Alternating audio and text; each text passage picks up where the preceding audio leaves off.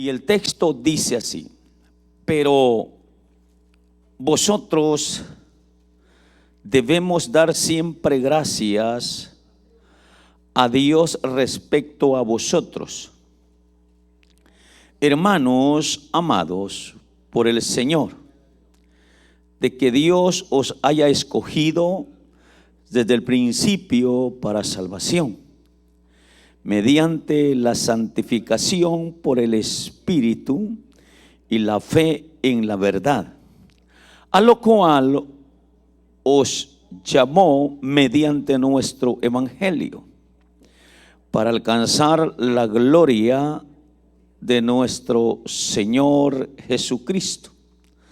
Así que, hermanos, estar firmes y retener la doctrina que habéis aprendido, sea por palabra o por carta nuestra. Y el mismo Jesucristo, Señor nuestro, y Dios nuestro Padre, el cual nos amó y nos dio consolación eterna y buena esperanza por la gracia, conforte vuestros corazones y os confirme en toda buena palabra y obra. Aleluya. Puede sentarse, mi hermano amado.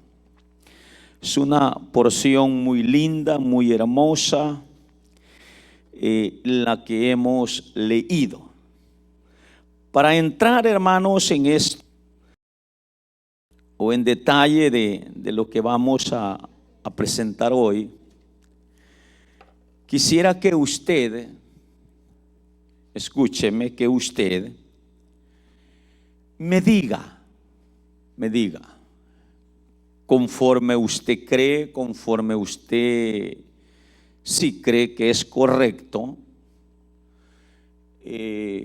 o no es correcto, usted me dice cuando yo le haga la pregunta. Por ejemplo, ¿cómo podemos catalogar o señalar a un padre? Vamos a decir así, a un padre que ve a su hijo en peligro, que está siendo amenazado por el engaño, o que puede estar siendo perseguido por el engaño con la idea de destruirle. ¿Cómo catalogamos a un padre si ve el peligro o ve a su hijo en peligro y no le advierte? ¿Cómo lo catalogaríamos nosotros? ¿En qué posición lo pusiéramos? ¿En un buen padre o en un mal padre? ¿Por qué en un mal padre? Sería la pregunta. ¿Por qué? Porque está viendo el peligro, hermanos, de su hijo y no le advierte, no trata de reconvenirle y decirle: hijo, lo que te están haciendo es un vil engaño. Eso te va a llevar a la destrucción el día de mañana. Eso puede perjudicar tu vida, tu crecimiento, tu futuro. Entonces, si el hijo, escuche bien, si el hijo recibe el consejo o no lo recibe, ese ya no es problema del padre. El padre cumplió con su responsabilidad. Decimos amén. ¿O usted culparía a un padre? Porque de repente nosotros, hermanos, créame que señalamos a un padre porque tiene hijos o tiene un hijo o hijas que de repente no son bien portadas. Y nosotros decimos, nos atrevemos quizás de repente nosotros como personas, padres, y señalamos y decimos: es que esta mamá no hizo buen trabajo, este papá no hizo buen trabajo.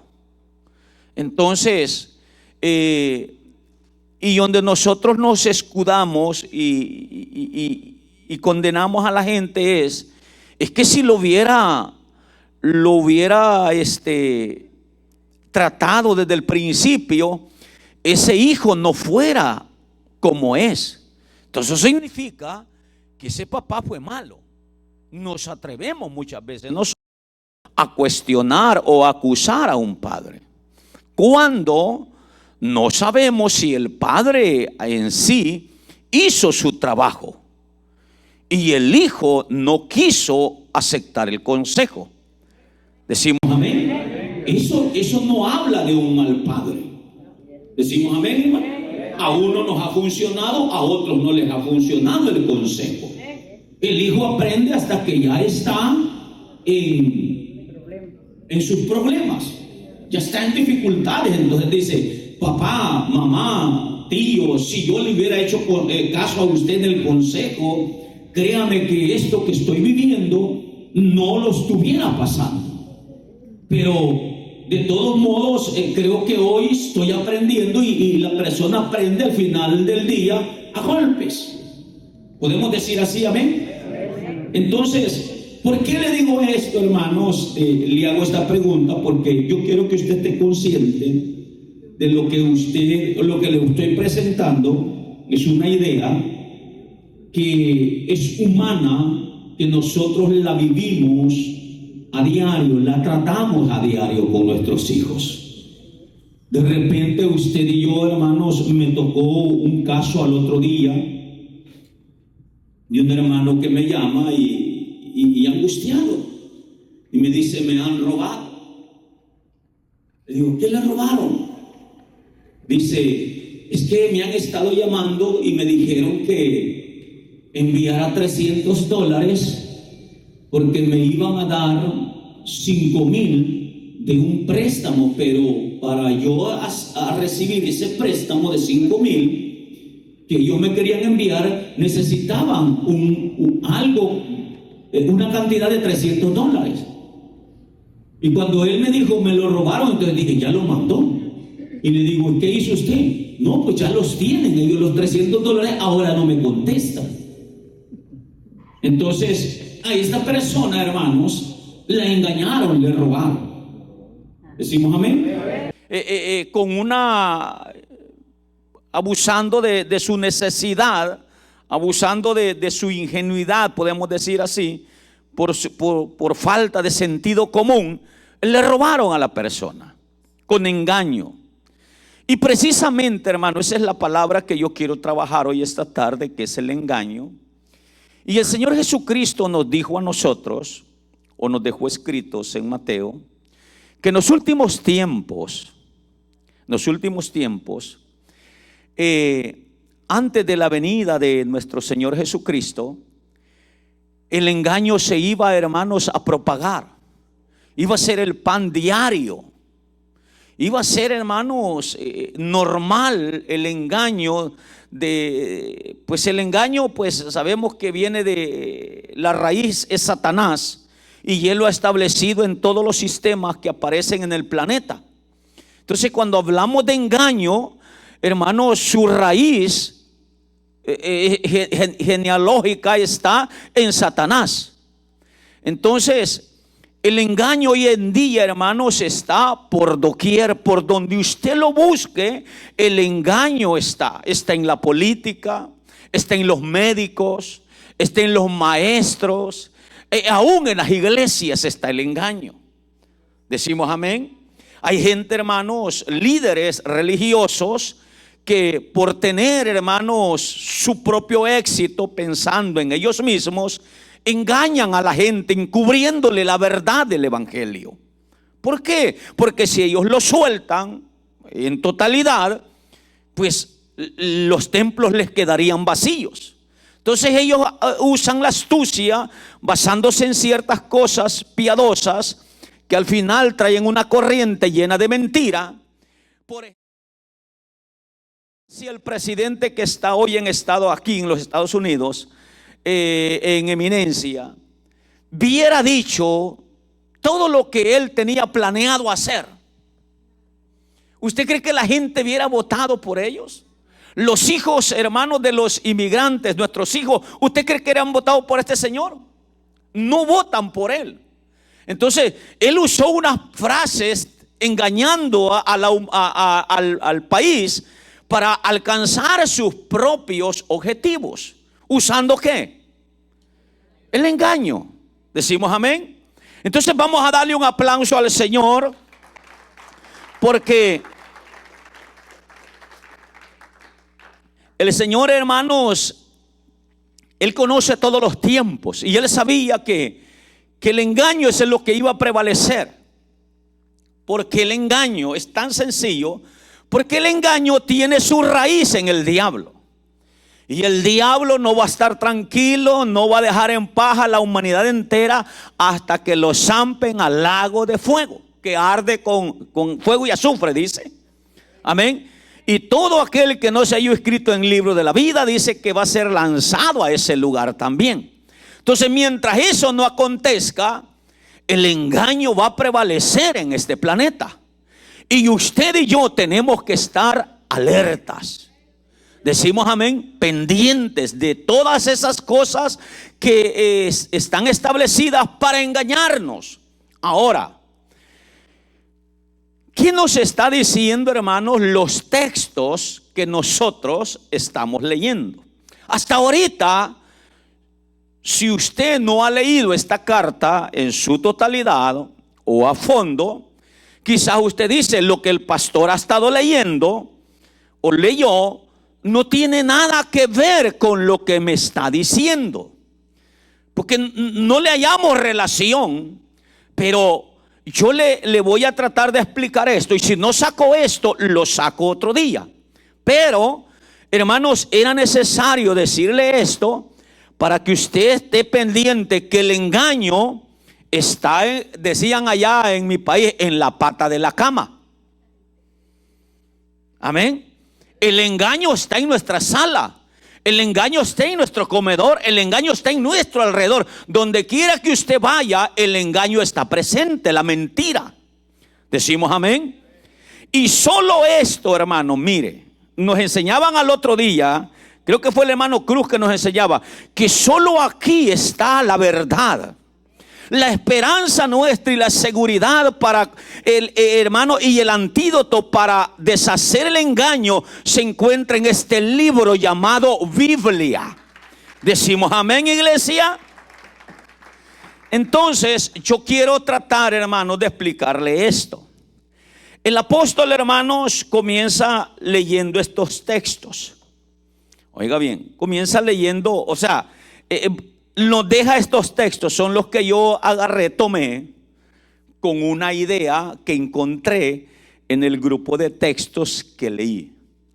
Por ejemplo, ¿cuántos estamos esperando la venida de Jesucristo? Creo que la iglesia, hermanos, esa es una de las doctrinas que la iglesia debe de abrazar.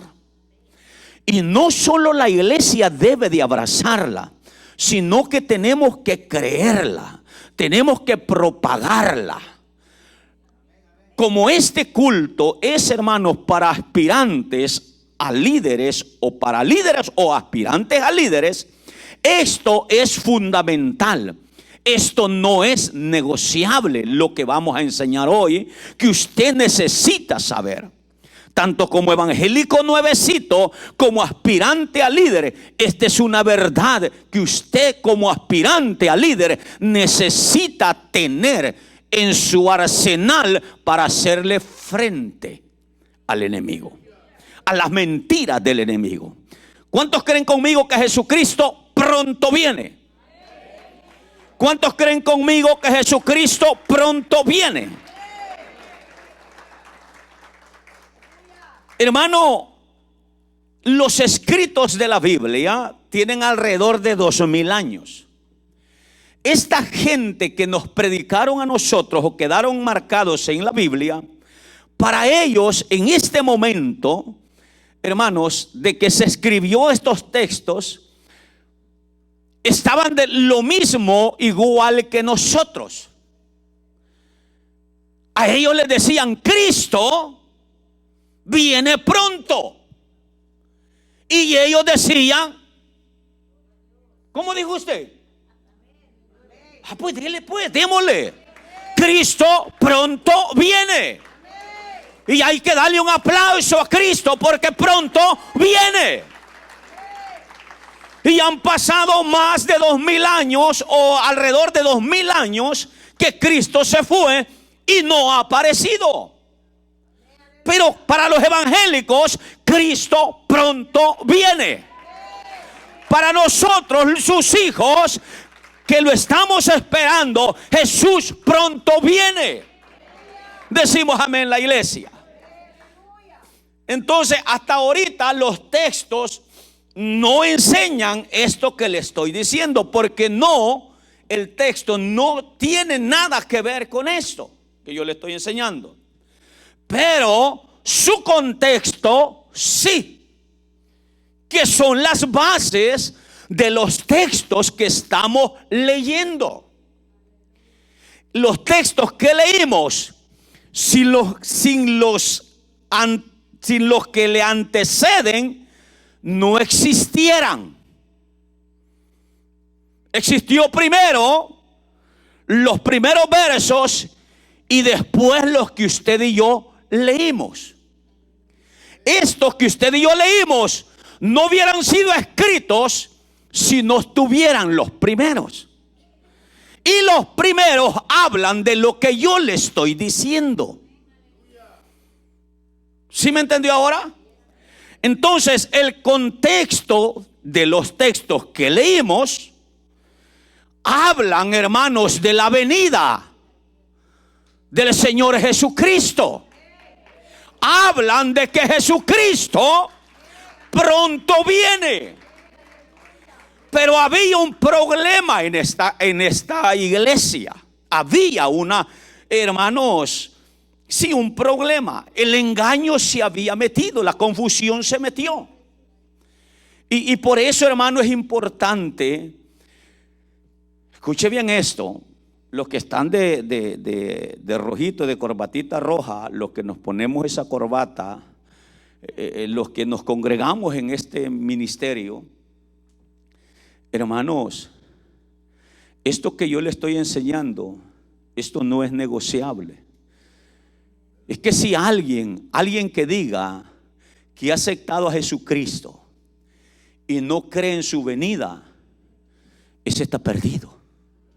Ese está mal, ese no le ha amanecido todavía. ¿Puede usted decir amén conmigo? Porque la esperanza de nosotros, los hijos de Dios, después de haberle recibido, es que si yo llego a morir, un día cuando la trompeta suene, yo seré levantado. Y si Cristo y si Jesús suena la trompeta y yo estoy en vida, como esta gente lo creía, hermanos, yo seré transformado en un abrir y cerrar de ojos y me reuniré con ellos en el cielo con mi maestro. Decimos amén. Esta es doctrina, esta es enseñanza. Que esta usted, es más, no le preste oído a nadie que le diga a usted: mentira, Jesús no viene por nadie. Quite su oído, mejor agarre camino y váyase. Es más saludable a que usted quiera convencer a alguien de esta verdad. Decimos amén. Entonces, ¿acepta usted esto? Que esta es una enseñanza, una doctrina que no tiene que desaparecer. A usted le puede desaparecer cualquier otra enseñanza, cualquier otra, como enseñanza como la que nosotros tenemos, hermanos, en el planeta. Los hombres se apartan para allá y las mujeres para allá, porque yo no quiero que un hombre esté viendo a las mujeres, ni las mujeres estén viendo hombres. Aquí se sientan separados. Aquí, hermano, eso deja de ser, eso no es, hermano. Al final del día, eso iglesias lo practican, iglesias no. Hermanos, usted y yo tranquilos. Decimos amén. Pero esto de lo que yo le estoy hablando, de la venida de nuestro Señor Jesucristo, eso tiene que ser tu base. Y como líder o aspirante a líder, tienes que estar consciente que un día te va a tocar propagar esto. Te va a tocar enseñar esto. Y no lo podés negociar. Que a lo mejor tal vez vengan, no, que viene, viene. Viene, viene. ¿Cuándo será? No sé, dijo Jesús. Eso solo mi Padre lo sabe. Y ya pasaron. Y esta iglesia tenía este problema. A esta iglesia, hermanos, se le había metido una enseñanza falsa, mentirosa. El diablo llegó y los engañó a través de otros predicadores o de otras personas. A esta gente, hermanos, le llegan las pruebas, le llega la persecución. Que la persecución, hermanos, si alguien no está parado o no estaba parado en la antigüedad, cuando hablamos de persecución, la persecución te perseguían no para darte una residencia, no para darte trabajo, no para meterte a la cárcel como hoy andan ahí la migra buscándonos a nosotros. No, antes, hermanos, te buscaban para matarte, para eliminarte, para desaparecerte de esta tierra, para reírse en los coliseos, blasfema de que Jesús no existe. La gente podía decir que Jesús no existía y la dejaban libre. Pero el que tenía convicciones decía: yo sigo esperando en mi maestro, yo sigo esperando en mi Dios, y un día Dios va a aparecer. Y se murieron en su fe. Porque cuando se guarda la enseñanza de Dios en el corazón, hermano, es bien difícil que te la saques de allí. Y esta, hermano, esta enseñanza, esta de la venida de Jesucristo por su iglesia, de venir a recoger o venir a levantar Jesús a su iglesia, eso está más cerca que ayer. Por lógica, está más cerca que ayer. Decimos amén. Está más cerca que el año pasado. Ya nos queda un año menos ya. Decimos amén. Ahora, la iglesia hermanos, estaba a punto de tirar la toalla, de retractarse, de dejar de creer de que Cristo iba a venir por ellos, por lo que ellos estaban viviendo, lo que estaban pasando. Usted lee esa carta, desde el inicio usted comienza a ver todo eso, y el tema de esta carta, hermano, prácticamente es en un 70% de la venida de Cristo. Entonces la carta predomina en ese tema. ¿Por qué? Porque ahí había un problema, y el apóstol Pablo, como buen líder, dice: yo no voy a permitir. Por eso le hice el énfasis de un buen padre. Dijo el apóstol Pablo, dijo: no es posible, tanto que le hemos batallado con esta gente para que vengan y ahora me la engañen. No, yo les voy a recordar y les voy a plantar una vez más lo que la Biblia ya nos enseñó, y el mensaje del evangelio ha sido claro en ellos, y ellos aceptaron que Jesucristo iba a venir por ellos en algún momento. Amén. Ahora el enemigo comienza y dice: mira, te persiguen, la persecución termina. La persecución termina hoy si tú desistes de creer en ese tu Cristo y que Él viene por ti. Y se acabó. Entonces la gente estaba en un dilema, estaban en dolor, estaban en problemados, el engaño los estaba apretando. Entonces, pero aparece el líder que Dios tenía en turno en ese momento y lo despierta y le dice: envíale una carta a esta congregación y diles, vuelve a recordarle lo que yo te dije que les enseñaras. Y comienza el apóstol Pablo a enviarles una nueva carta, hermano, y comienza a glorificar a Dios en ellos y a decirles a ellos quiénes eran en Dios. Le damos un aplauso al Señor. ¿Por qué le digo esto? Porque usted le va a tocar hacer esto. O sea, los líderes no somos los líderes cristianos, no somos para que nos sirvan, sino para servir, para ayudar, para instruir a otros. usted cuando tome liderazgo por completo, que no esté solo asistiendo a estos servicios, hermano, usted va a tener que dejar de dormir ciertas horas por hacer estudio para llevarle a su gente que usted está ministrando, porque el engaño está, como le dije, en la pata de la cama. Ahí está el engaño. Pero usted y yo nos vamos a esforzar. Todo buen líder y aspirantes a líderes tienen que saber esto. El ser líder te va a robar, te va a quitar tiempo. Te lo voy a poner de esta manera mejor, mira. Perdóname, Señor. Cuando ya estemos en el liderazgo, lo que va a suceder es que vamos a aprovechar el tiempo mejor para nuestro Dios. Ahí está la clave. Por eso le dije al Señor que me perdonara, porque le dije algo diferente. Que íbamos a perder tiempo. No. Vamos a utilizar bien el tiempo para alabanza y gloria de nuestro Dios. ¿Por qué? Porque le vamos a estar enseñando estas cosas a nuestra gente. Yo ya no voy a llegar a acostarme a las 9, 10 de la noche como que si nada ha pasado. Yo tengo que llegar y decir, hasta las 12 voy a hacer mi estudio. Mañana lo continúo a esta misma hora. Usted ya no va a dormir 8 horas, posiblemente duerma 6. Pero esas 6 ahora sí las va a dormir en Dios, bajo la gracia y la voluntad del Dios Todopoderoso. ¿Alguien le da un aplauso de alabanza a Dios? Entonces esto, hermano, esta enseñanza son fundamentales porque son doctrina. Son, hermanos, esenciales para nuestra gente.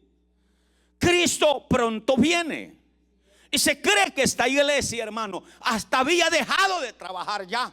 Ya no querían trabajar. Cuando él, a pie de página, ¿qué dijo? Su Biblia. Yo le dije que leyeran.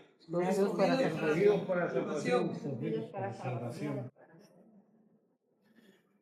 Y esta iglesia dejó de hacer eso.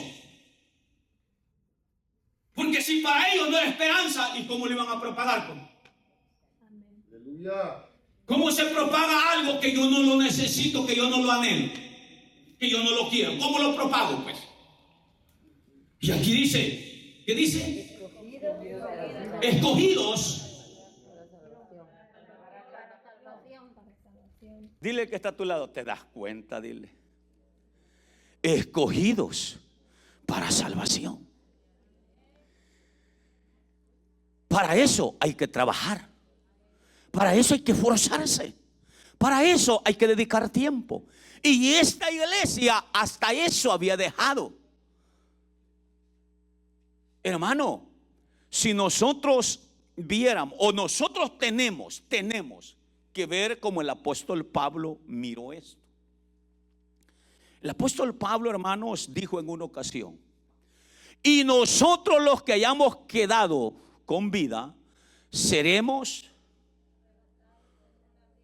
Vea que él se incluía en el rapto. Y él ya murió, ¿cierto?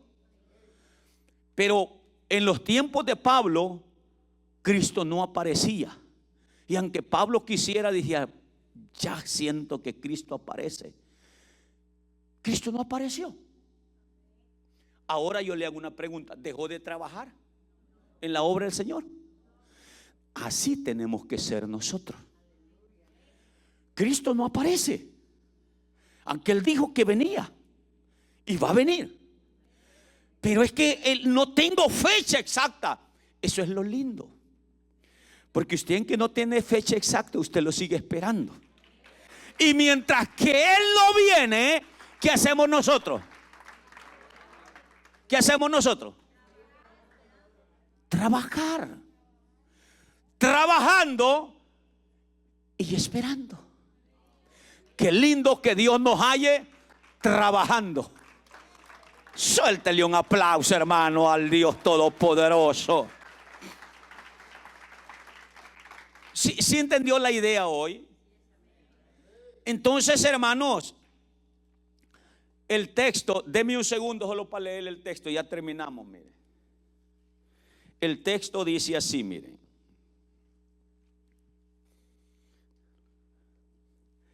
Dice el verso 15, voy a omitir los demás, solamente el 15, voy a leer. Así que hermanos, quiero que lo lea usted conmigo. De los versos que leímos desde el 13 al 17, pero vamos a leer hoy el 15, verso 15. Así que, hermanos, estad firmes, retened la doctrina que habéis aprendido, sea por palabra o por carta nuestra.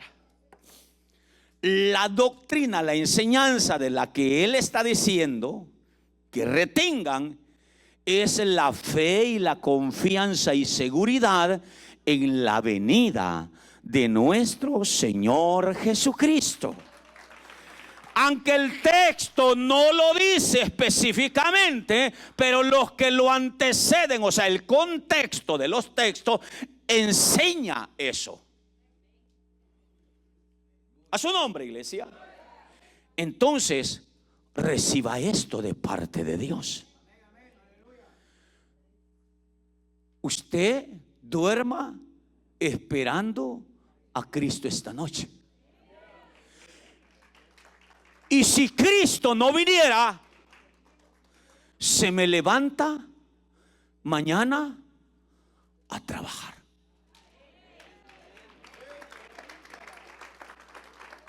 Sí. No vino.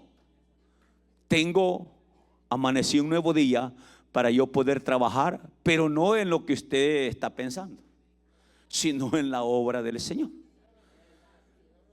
Mire, hermano, mire. Va, listo, ya terminé, hermano. Dios le bendiga, muchas gracias.